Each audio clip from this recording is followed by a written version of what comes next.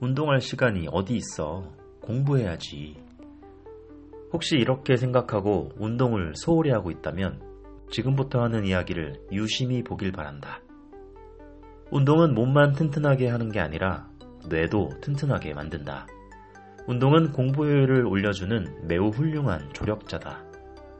1995년 캘리포니아대 칼 코트만 교수는 우리가 운동할 때 신경세포에서 생산되는 단백질인 뇌 유래의 신경 영양인자 BDNF가 증가한다는 것을 발견했다.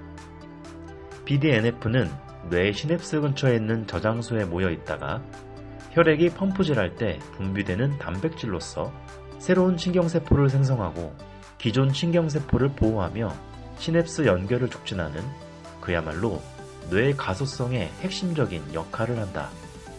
다시 말해 BDNF는 우리의 학습과 기억에 가장 중요한 토대를 마련해 주는 것이다.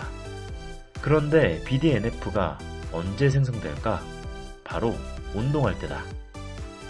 또한 운동할 때 생겨나는 신경세포들은 다른 신경세포들을 자극함으로써 장기 상승작용, LTP라는 현상이 잘 되도록 돕는다. 장기 상승작용은 학습과 기억의 토대를 형성하는 주요 세포 메커니즘 가운데 하나로 널리 여겨지고 있다. 또한 기억과 학습을 관장하는 해마가 운동으로 더욱 건강하고 더 젊은 상태로 회복된다는 사실도 밝혀졌다. 이 외에도 운동을 하면 신경화학 물질인 도파민, 세로토닌, 노르에피네프린의 생성을 증가시키는데 이 신경화학 물질들은 집중력, 뇌의 각성 상태, 기분 전환을 통한 학습의 긍정적 태도 증가, 인내심과 자제력 등을 높이는 역할을 한다.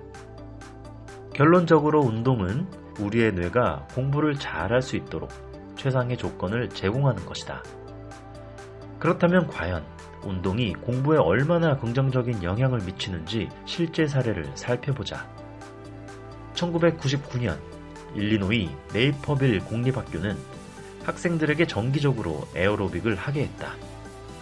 운동 과정이 도입된 이후 학생들은 국제수학-과학 연구 동향의 성적이 엄청나게 향상되었다. 미국은 보통 TIMSS에서 12 전후의 성적을 내는데 네이퍼빌 8학년 학생들은 과학 과목에서 세계 1위를 차지했으며 수학도 세계 6위를 차지했을 정도다. 게다가 에어로빅 활동 도입 이후 학생들의 정확률도 약 60%가량 하락하면서 전반적인 학습 태도가 향상되었다. 2005년에 시행된 한 연구에서는 러닝머신에서 30분만 달려도 창의적 성과가 개선되고 그 효과가 무려 2시간 동안이나 지속된다는 것이 밝혀졌다. 2007년에 실시한 연구에서는 전력 질주를 3분만 했음에도 불구하고 BDNF 분비가 상승해 기억력이 20%나 좋아졌다는 결과가 나왔다. 같은 해의 또 다른 연구에 따르면 매일 35분간 에어로빅을 하는 것만으로도 성인의 두뇌 상태와 인지 능력이 향상된다고 한다. 2009년 캐나다의 시티파크 고등학교는 학습 장애를 위한 대안학교로서 절반 이상의 학생들이 ADHD를 가지고 있었다.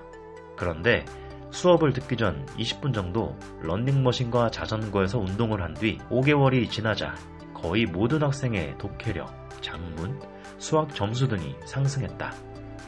운동과 학습에 관한 최고의 권위자로 여겨지는 존 레이티는 이렇게 종합한다. 신체는 밀어붙이도록 만들어졌다. 우리는 신체를 밀어붙이면서 뇌도 함께 밀어붙인다.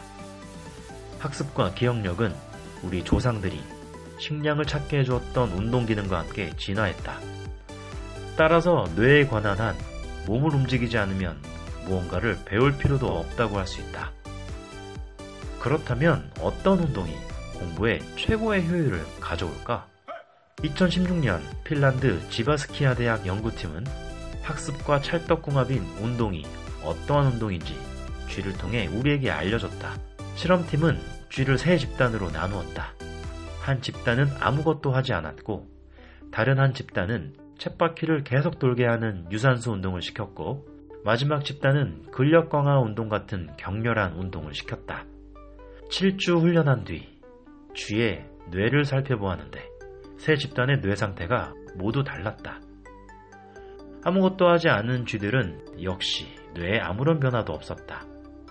하지만 7주 동안 달리기를 한 쥐들은 새로 생겨난 신경세포가 가득했다. 특히 더 먼 거리를 달린 쥐일수록 더 많은 새로운 신경세포가 뇌를 장악했다. 격렬한 운동을 한 그룹의 쥐 또한 신경세포가 새롭게 생겼으나 달리기를 한 쥐보다는 많지 않았다. 쥐를 대상으로 한 실험이기에 인간에게 바로 적용할 수는 없지만 이 실험을 통해 우리는 학습에 최적화된 운동은 유산소 운동임을 추론해 볼 수 있다. 그리고 이는 타당한 추론으로 보인다. 인지심리학자 아서 크레머가 노인들을 대상으로 한 연구에서도 뇌 건강에 가장 큰 호전을 가져다 주었던 운동은 근력 강화 운동이 아니라 유산소 운동이었다. 그리고 앞서 소개한 여러 연구 성과에서도 대부분 사람이 유산소 운동을 했음을 알 수 있다. 꾸준히 걷기와 달리기는 학습에 도움을 주는 것은 거의 확실해 보인다. 그렇다면 언제, 얼마나 운동을 해야 할까? 걷거나 달리기를 하면서 무언가를 들으며 공부를 할 수 있다. 시간이 부족하다면 그렇게 활용할 수도 있다. 하지만 공부와 관련해 운동의 최적 시기는 공부를 하기 전이다. 왜냐하면 운동 중에는 인지 능력의 최상위 역할을 하는 전전두엽에 혈류량이 많지 않아 집중도 있는 공부가 잘 되지 않는다. 하지만 운동을 끝내면 그 즉시 전전두엽의 혈류량이 많아지면서 학습을 위한 최상의 상태에 돌입하게 된다. 존 레이터는 일주일에 4에서 5회 30분씩 운동을 하는 것이 가장 좋다고 조언한다. 운동이야말로 최고의 공부 전략임을 잊지 말자.